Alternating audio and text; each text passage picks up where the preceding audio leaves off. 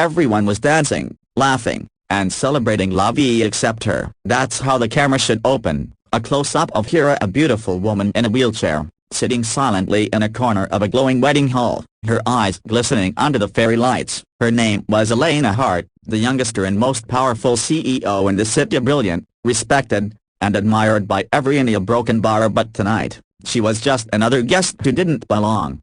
The music was soft, couples whirling across the marble floor, champagne glasses clinking, people exchanging smiles and promises, and there she was alone, forgotten, and invisible. She tried to smile when people passed by, but their eyes always flickered downward and toward her wheelchair before quickly darting away, pretending not to notice. She'd been through worse. A car accident 2 years ago had stolen her ability to walk, but she refused to let it steal her pride. Yet here, at her assistant's wedding, surrounded by joy and laughter, the loneliness pressed harder than ever. The camera pans to her hands, resting quietly on her lap, then zooms out as a little boy maybe 6 years old runs past her, nearly bumping into her chair. He stops, blinks up at her with big curious eyes, and smiles. "Sorry, lady, I was chasing the balloon." Elena chuckled softly. "It's okay. Did you catch it?" He looked up at the balloon floating toward the ceiling. "Not yet." "Then don't give up," she said kindly. "Sometimes you just have to find another way."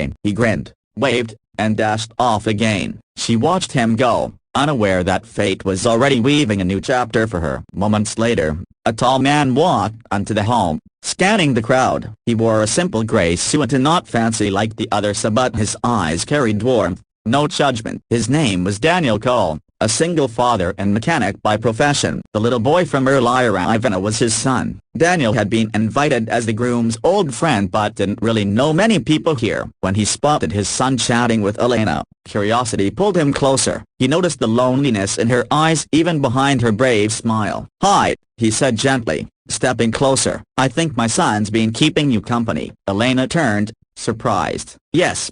He's quite the little gentleman." Danielle smiled. "He gets that from his mum." Then after a pause, added softly, "She's not around anymore." Her heart ached for him. "I'm sorry." He nodded. "It's been a few years. It's just me and him now." For a moment, silence lingered at two souls carrying invisible wounds. Then, the DJ announced, "Couples, it's time for the slow dance." Elena smiled awkwardly, glancing away. "You should go dance." "Don't let me keep you." Daniel hesitated. "Actually, a broken bar." He looked at her wheelchair, then back into her eyes. "Would you like to dance with me?" Her breath caught. "Me?"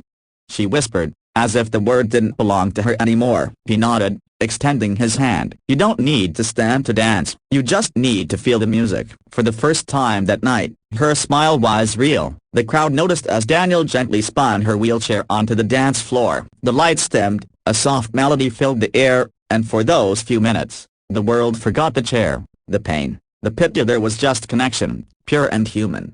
People stopped to watch. Some smiled, some teared up. The bride even whispered, "That's the most beautiful dance tonight." When the song ended, Elena's eyes shimmered with unshed tears. "You didn't have to do that," she said softly. "I wanted to," Danielle replied. "You looked like someone who'd forgotten how to be seen." Her voice trembled. "It's been a broken bar, a long time since anyone looked at me that way." From that moment, something gentle and powerful began between them. They started meeting after the wedding, a coffee on weekends, walks by the riverside. Even though she couldn't walk herself, Daniel made her feel capable again, not because he pitied her, but because he treated her as whole. And as for Daniela, he found in her a woman who didn't run away from pain but faced it head-on. Months passed. Elena began to open up about her fears of the accident that changed her life. How her fiancé Tilda copyright had left her weeks after she lost her legs. How people admired her success but never saw her heart. Daniel listened without judgment. One evening,